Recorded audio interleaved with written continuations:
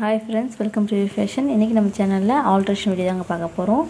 அதுக்கு முன்னாடி நம்ம சேனல் சப்ஸ்கிரைப் பண்ணிக்கங்க. பக்கத்தில் பெல் ஐக்கானுக்கும் அதை கிளிக் பண்ணி வீடியோ மிஸ் பண்ணாமல் பார்க்கலாம்.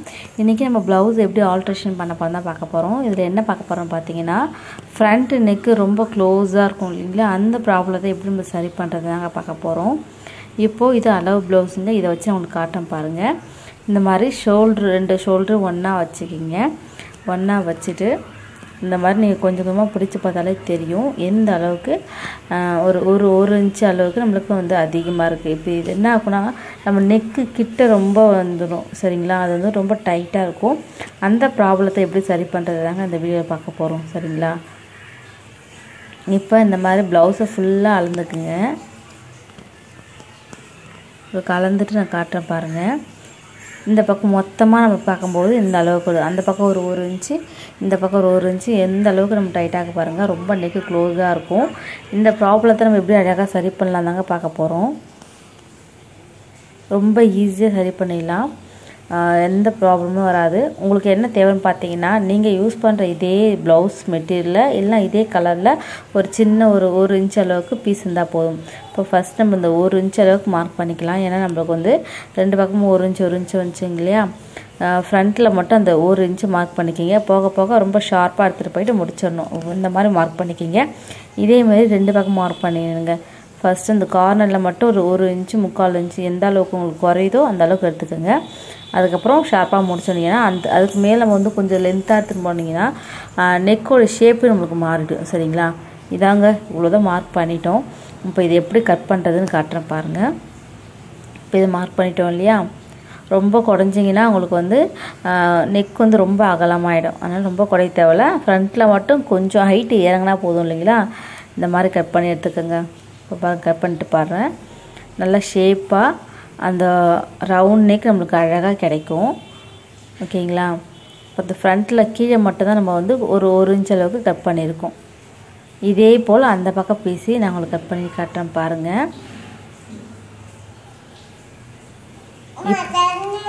இப்போ இந்த பக்கம் பீஸி நம்ம கட் பண்ணி முடிச்சிட்டோம். இப்போ இதை நம்ம அழகாக தச்சு காட்டுறேன் பாருங்கள். இப்போ எனக்கு வந்து பிங்க் கலரில் மெட்டீரியல் எனக்கு கிடைக்கல, அதனால் இந்த மெட்டீரியல் தான் இருக்குது. இதை வச்சு எப்படி தைக்கிறதுன்னு காட்டுறேன் பாருங்கள். ஃபஸ்ட்டு ஒரு சின்ன மடிப்பு மடிச்சிக்கிங்க. நம்ம அந்த கார்னரில் மடித்தோம் இல்லையா, அதே இதுமாரி தான் அட்டாச் பண்ணி ஜாயின் பண்ணணுங்க.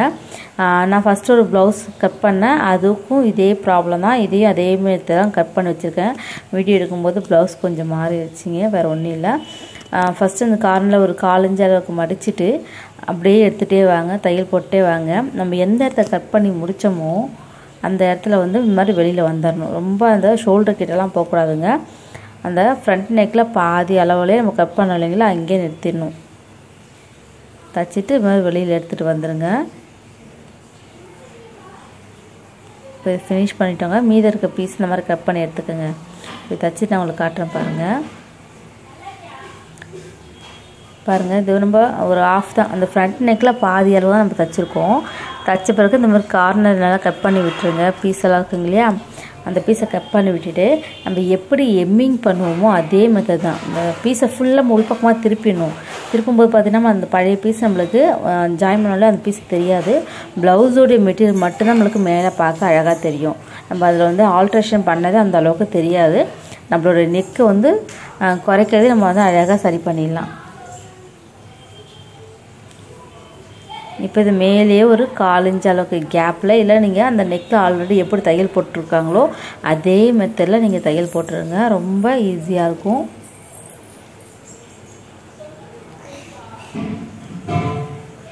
இந்த மாதிரி ஃபுல்லாக தையல் போடுங்க. இதே மெத்தடில் அந்த பீஸையும் நம்ம தைச்சிடலாம். ரொம்ப ஈஸி தாங்க. இது நீங்கள் ஒரு கடையில் எடுத்துகிட்டு போய் கொடுத்தீங்கன்னா அவங்க ஆல்ட்ரேஷன் பண்ணுறதுக்கு நிறையா சொல்லுவாங்க. அவ்வளோ ஆல்ட்ரேஷன் பண்ண மாட்டாங்க. நம்ம வீட்டில் ஒரு மிஷின் இருந்தால் போதும், அழகாக நம்ம ஃபினிஷ் பண்ணிடலாம். பாருங்கள், இந்த பக்கம் ஒரு திருப்பி போட்டு காட்டுறேன். இப்போது அழகாக ஃப்ரண்ட் நெக்கோடைய ஹைட்டை நம்ம குறைச்சிட்டோம் சரிங்களா. இப்போ நம்மளுக்கு ஃப்ரண்ட் நெக் கரெக்டாக இருக்கும். இதேமாரி நம்ம ரெண்டு பக்கம் பீஸையும் தைச்சி முடிச்சுட்டோங்க. நான் இப்போ உங்களுக்கு அளந்து காட்டுறேன் பாருங்கள். அளந்து பார்க்கும்போது நம்மளுக்கு கரெக்டாக வரணும். சரிங்களா? இந்த பீஸ் வந்து உள்ளே போயிடுச்சு. 2 பீஸுமே நம்ம தச்ச பீஸ் வந்து உள்ளே அழகாக போயிடுச்சு. கண்டிப்பாக உங்களுக்கு எல்லாருக்கும் இந்த வீடியோ பிடிச்ச மாதிரி இருக்கும்னு நினைக்கிறேன் ஃப்ரெண்ட்ஸ். கண்டிப்பாக இந்த வீடியோ உங்களுக்கு பிடிச்சிருந்துச்சுன்னா லைக் பண்ணுங்கள், ஷேர் பண்ணுங்கள், கமெண்ட் பண்ணுங்கள். தேங்க்யூ.